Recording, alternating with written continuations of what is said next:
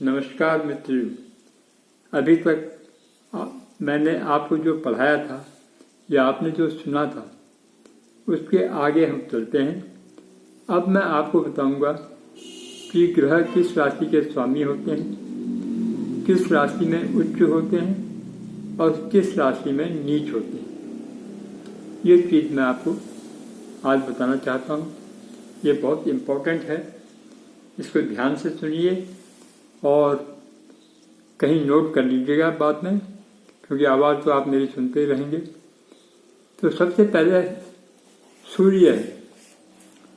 सूर्य सिंह राशि में वो उसकी अपनी राशि है। सिंह राशि उसकी अपनी राशि है। मेष राशि में उच्च होता है और तुला राशि में नीच का हो जाता है। अगर मेष में मान लीजिए सूर्य है तो हम कह सकते हैं कि सूर्य उच्च का है, और अगर तुला राशि में है तो हम कह सकते हैं कि सूर्य जो है नीच का हो गया है। इसी चंद्रमा उसकी मेन राशि जो है, उसकी अपनी राशि जो है वो कर्क है, लेकिन वृष राशि में उच्च होता है।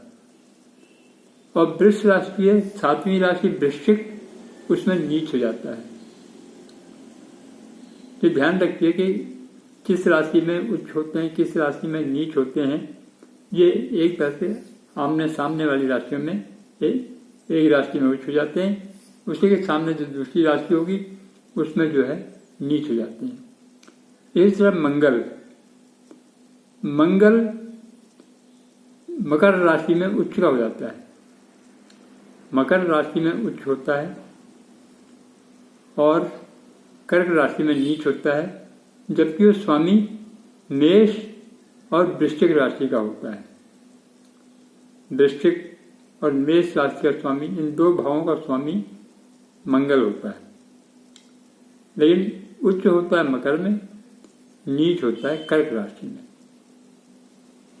बुध को लीजिए। बुध की दो राशियां जो हैं वो मिथुन और कन्या है।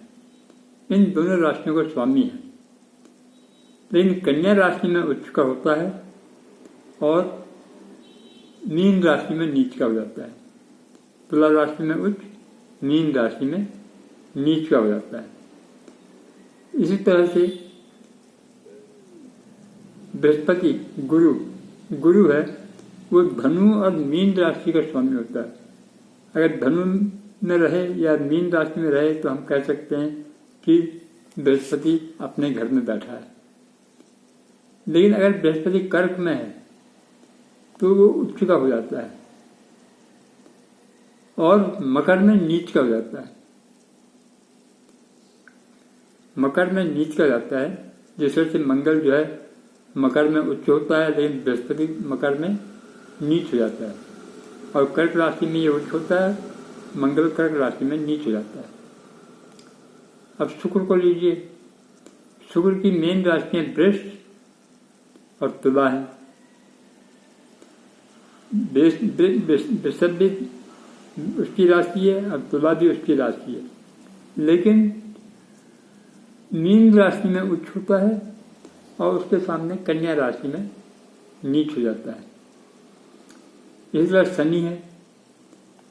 शनि मकर और कुंभ राशि का स्वामी है, लेकिन शनि तुला राशि में उच्च होता है और मेष राशि में नीच हो जाता है। तुला के सामने मेष है तो नीचे तुला में उच्च होता है और ऊपर मेष में नीच हो जाता है। अब राहु और केतु। हालांकि राहु और केतु के बारे में कहा जाता है कि राहु वृषभ राशि में उच्च होता है और वृश्चिक राशि में नीच होता है, लेकिन कुछ लोग कहते हैं, कुछ ज्योतिषकार जो है वो कहते हैं कि मिथुन राशि में उच्च होता है और वृश्चिक राशि में और धनु राशि में नीच हो जाता है। इसी तरह से केतु के बारे में कहते हैं कि वृश्चिक में उच्च होता है और वृषभ में नीच हो जाता है। और कुछ लोग कहते हैं कि धनु में उच्च होता है और मिथुन में नीच हो जाता है। तो इस तरह से ग्रहों के बारे में हमें ये जरूर जानना है, क्योंकि जब तक हम इसको नहीं जानेंगे हम आगे नहीं बढ़ सकते। आपको ये मालूम होना चाहिए किस राशि में उच्च होता है, किस राशि में नीच होता है। ग्रह जब तक किस राशि में उच्च है, किस राशि में नीच है नहीं मालूम है तो आप कुछ नहीं कर सकते। अब इसी के साथ ग्रहों के मानव शरीर पर क्या असर पड़ता है ये मैं आपको बताना चाहता हूँ। शायद टाइम है, मैं कर देता हूँ। सूर्य जो है सिंह राशि पर पुरुष ग्रह है। सूर्य पुरुष ग्रह है और उसका असर सिर पर पड़ता है। सिर पर असर पड़ता है और उसका कद जो है, आदमी का कद जो है वो औसत कद का होता है, ना वो लंबा होता है ना वो छोटा होता है। इसी तरह से चंद्रमा जो है उसका असर मुख पर पड़ता है और उसका कद छोटा होता है, मतलब 5 फुट के करीब, 5 फुट 1 इंच के करीब। मंगल का असर छाती पर पड़ता है और वो भी छोटे कद का ही होता है, मतलब 5 foot 1 inch, 5 foot 2 inch, 3 inch तक छोटा ही माना जाता है। बुध का असर नितंब पे पड़ता है और उसका कद जो है लंबा होता है, वो लंबे कद का होता है। और इसी तरह से बृहस्पति का असर पेट पे पड़ता है, हमारे पेट पर पड़ता है और उसका कद भी लंबा होता है। शुक्र का असर गुप्तांग पे पड़ता है, निचले वाले हिस्से में उसका असर पड़ता है और वो सामान्य कद का होता है। शनि उसका असर जांघ पे पड़ता है। जांघों में कभी दर्द हो रहा हो तो हम समझते हैं कि भाई क्या कहते हैं, हो सकता है शनि का प्रकोप है, और वो भी जो है छोटे कद का होता है, ज़्यादा लंबा नहीं होता है। राहु का असर दोनों हाथों में पड़ता है और केतु का असर पैरों में पड़ता है और दोनों लंबे होते हैं।